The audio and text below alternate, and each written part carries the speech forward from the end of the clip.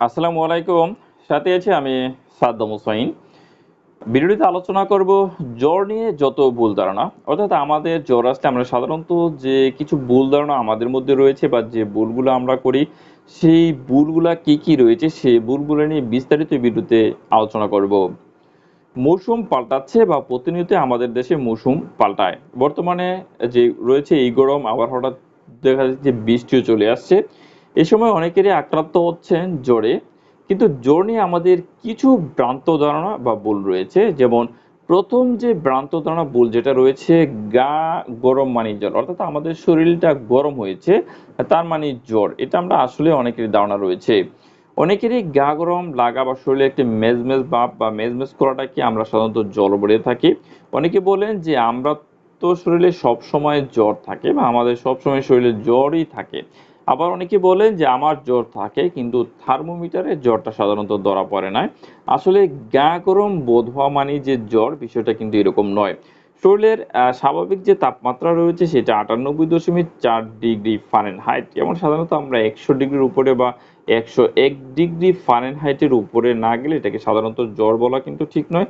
জ্বরের সমাধান হিসেবে নিতে আপনাকে অবশ্যই চিকিৎসকের পরামর্শ নেওয়ার আগে বা একজন চিকিৎসকের কাছে যাওয়ার আগে বাড়িতে আপনি থার্মোমিটার দিয়ে বেশ কয়েকবার জ্বরটাকে পরিমাপ করবেন। এটা সময় সহকারে আপনি খাতাতে লিপিবদ্ধ করে রাখতে পারেন। ২ নম্বর যে ভুলটা করে থাকি সেটা হচ্ছে জ্বর মানেই খারাপ কিছু, এরকম একটা ভুল রয়েছে।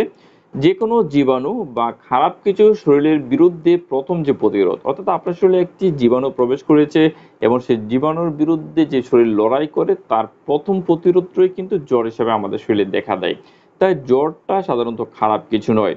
অনেকেরই ভাইরাস, ব্যাকটেরিয়া এমন নানান ধরনের যে জীবাণু রয়েছে সেটা প্রতিনিয়ত আমাদের শরীরকে আক্রমণ করছে এবং এর বিরুদ্ধে কিন্তু আমাদের শরীরের একটি প্রতিরোধ ব্যবস্থা গ্রহণ করেছে এবং তার এই প্রতিরোধের ১ম পদক্ষেপটাই আমাদের জ্বর। তাই জ্বর নিয়ে আতঙ্কিত হওয়া সাধারণত কিছুই নয়। আমরা আরেকটি ভুল যেটা করে থাকি, জ্বর উঠা মাত্রই তাকে নামিয়ে ফেলতে হবে। জ্বর বাড়া ঠিক নয়, অনেকক্ষণ থাকাও ঠিক নয়। এরকম একটা ধারণা অনেকের মধ্যে রয়েছে। এবং জ্বর ১০১ ডিগ্রি ফারেনহাইটের উপরে উঠা মাত্র যেকোনো উপায় হোক, তাকে নামাতে হবে নাইলে সর্বনাশ হতে পারে। এরকম একটু ধারণা রয়েছে, তার কিন্তু সাধারণত কোনো ভিত্তি নেই। বেশিরভাগ জ্বরটা সেটা কয়েক ঘন্টা পরপর আসে। কিছুক্ষণ থেকে সেটা আবার কিন্তু নেমে যায়। খুব কমই জ্বর রয়েছে যেটা একটানা চলতে থাকে। এটা নির্ভর করে যে জ্বরের কারণের উপর, অর্থাৎ কি কারণে জ্বরটা শুরু হয়েছে। আর জ্বরে খারাপ লাগা বা অস্বস্তি হয় বলে কিন্তু সাধারণত আমাদের জ্বরটা কমাতে হয়। তাছাড়া অন্য কোনো কিছু করার কোনো প্রয়োজনও কিন্তু নেই। অথবা এটাতে নামাতে হবে, এছাড়া কোনো ক্ষতিও কিন্তু সাধারণত করে না। জ্বরের জন্য চাই আলাদা পথ্য অথবা আলাদা খাবার। একসময় জ্বর হলে রুগীকে আলাদা খাবার বা পথ্য দেওয়ার একটা রীতি ছিল। যেমন অনেকেই রুগীকে সাধারণত স্যুপ বা জাউ ভাত ইত্যাদি দিয়ে থাকেন। জ্বর আসলেই যে অন্য কোনো খাবার খেতে হবে বা কোনো খাবার খাওয়ার প্রতি যে নিষেধ রয়েছে সেটা কিন্তু সাধারণত নেই। এমনকি ঠান্ডা খাবার খেতেও কিন্তু নিষেধ নয়। জ্বরের সময় আপনাকে যথেষ্ট পুষ্টিকর খাওয়া অবশ্যই চাই। আরেকটা কথা হলো যে জ্বরের কারণে পানি শূন্যতা কিন্তু হয়। তাই পানি পান করতে হলে আপনাকে প্রচুর পরিমাণ পানি কিন্তু জ্বরের সময় আপনাকে খেতে হবে। আরেকটি যে ভুলটা আমরা বেশি করে থাকি যেটা হলো যতবার জ্বর ততবার প্যারাসিটামল। জ্বর দিনের মধ্যে যতবারই উঠুক ততবারই প্যারাসিটামল দিয়ে নামানোর চেষ্টা করাটা সাধারণত কোনো দরকার নেই। মাত্রা অতিরিক্ত যে প্যারাসিটামল রয়েছে সেটাও কিন্তু শরীরের জন্য ক্ষতিকর হবে বা হতে পারে। অনেকেরই ধারণা যে মুখের খাবারের বড়ির মাত্রাটা নির্দিষ্ট থাকলেও সাবোজিটোর বা ডোজ সেটার কোনো নির্দিষ্ট মাত্রা নেই, যত খুশি ততবার দেওয়া যাবে, এটাও কিন্তু ভুল। এটা সঠিক নয়। অর্থাৎ প্রতিটা ওষুধেরই মাত্রা রয়েছে। আপনি যে কোনো জায়গা দিয়ে দিন, সেটা খান বা সাপোজিটরি ব্যবহার করেন, এটা কিন্তু আপনার শরীরেই অ্যাবজর্বেশন করে। তাই অতিরিক্ত প্যারাসিটামলও শরীরের জন্য বেশ ক্ষতিকর। জ্বরের চিকিৎসায় অ্যান্টিবায়োটিক। জ্বর মানেই সংক্রমণ। আর এই অ্যান্টিবায়োটিক ছাড়া তার যে চিকিৎসা রয়েছে সেটা অসম্পূর্ণ। এটা হচ্ছে সবচেয়ে বড় একটি ভুল। নানান কারণে আপনার জ্বর আসতে পারে।